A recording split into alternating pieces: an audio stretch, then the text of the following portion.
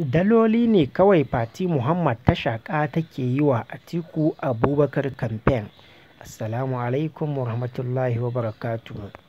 Kowa ya kwana da sanin cewa shahararriyar tsohuwar jarumar fina-finan Hausa wato Kannywood Fati Muhammad ta yi fice wajen yi wa Alhaji Atiku Abubakar kamfen. Ba tun a wannan kakar zaben ba Fati Muhammad ta yi fice wajen yi wa Atiku Abubakar kamfen, inda hatsaniya ta kaure a shafukan sada zumunta. Wasu kenan na ganin shaƙar daloli kawai Fatin ta yi take yi wa Atiku Abubakar kamfen, ganin yadda take shiga ta alfarma iri daban-daban, musamman ma motocin da ake ganinta a ciki na alfarma. Wannan dai ya saka mutane suna zargin cewa ita ma ta shaƙi rabanta.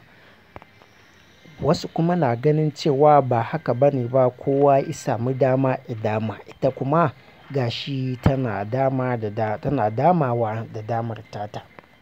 Idan ka shiga shafin nata na Facebook ko na Instagram ko kuma na Twitter, za ka ga cewa Fati Muhammad ba ɗan takarar da take tallatawa kamar Atiku Abubakar. Wannan dai na zuwa ne bayan da mutane da yawa suke ganin tallan da take mishi ba don ya amfanar da al'umma ba ne, kawai dai tana shaƙar dalolinta ne. Mutane dai ba sa rabo da abin faɗa komai ƙanƙantarsa. To Allah ya sawaƙe, a daina ƙarya in social media, a daina yaudar al'umma da labaran ƙarya. Mun gode, wassalamu alaikum.